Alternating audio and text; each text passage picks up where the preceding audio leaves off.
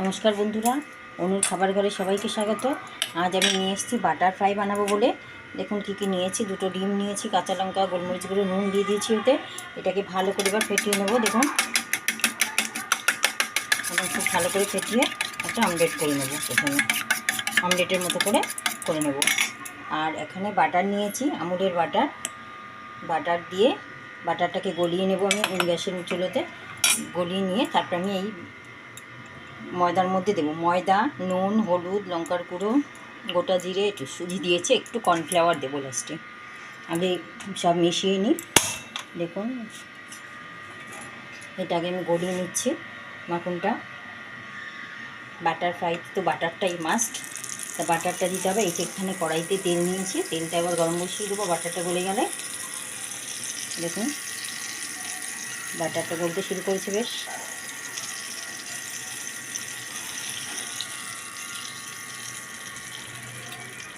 এবার আমি এই পাশে কড়াইটাও আমি বসিয়ে দিয়ে বাটারটাকে আমি মিলিয়ে নেব এবারে এর মধ্যে দিয়ে।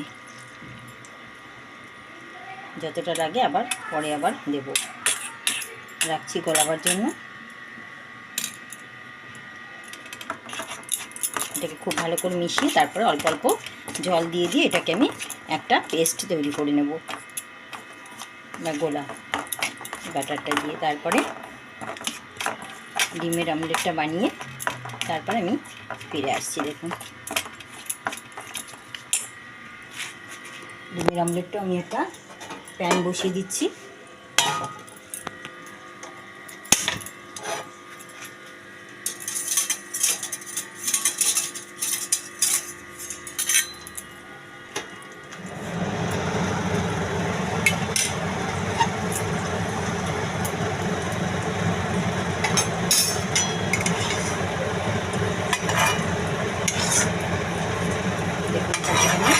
তেল বেশি করে দিয়ে একটা অমলেট মতো বানিয়ে নেব। সেটাকে পিস পিস করে কাটবো।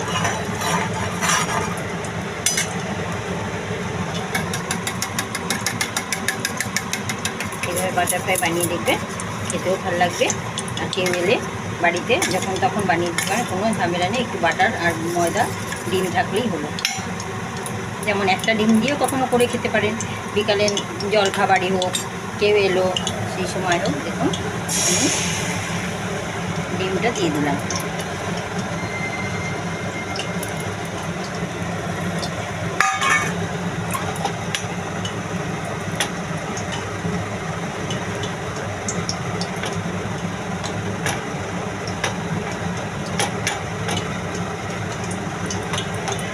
বেশ করে এদিক ওদিক করে মোটা করে বেশ ঘুরিয়ে দেবো। এইভাবে অমলেটটা হয়ে যাক, তারপর আমি ফিরে আসি। দেখুন বন্ধুরা, ব্যাটারটা রেডি হয়ে গেছে।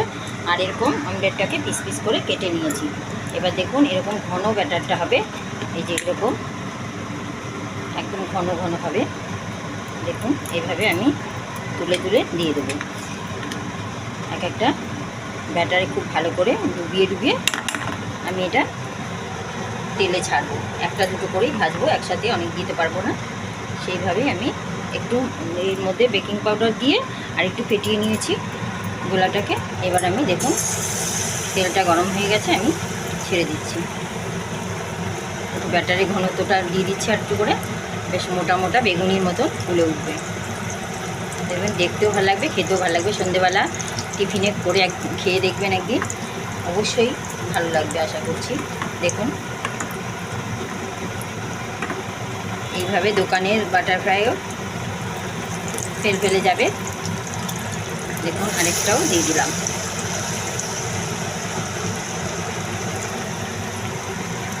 ডুবো তেলে এভাবে দুটো একটা করে আমি ভেজে তুলে নেব।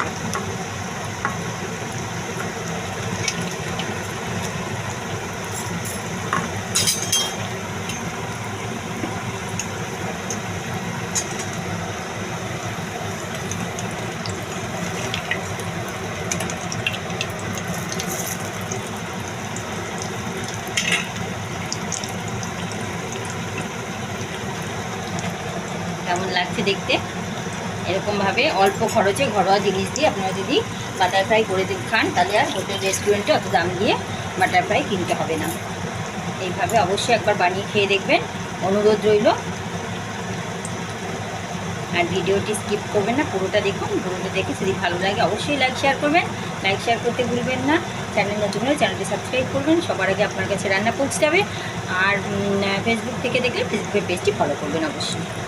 দেখুন একদম লালচে করে ভাজবো, একদম সোনালি রং হয়ে যাবে। আমি এবার একটা প্লেটে তুলে দেখাচ্ছি। দেখুন বন্ধুরা কেমন হয়েছে, খেতে হবে নিশ্চয়ই ভালো লাগবে। দেখুন কেমন খটখট আওয়াজ হচ্ছে, একদম খাস্তা। এরকম বানিয়ে খাবেন সসের সাথে বা ডালে ভাজার সাথে খান, তাই কীভাবে খাবেন আপনাদের, শুধু শুধু খাবেন, দারুণ লাগবে। আরও দুটো মিশিয়ে দিয়েছি, এইভাবে আমি সবকটা ভেজে নেব। কমেন্টে জানাবেন অবশ্যই কেমন লাগলো।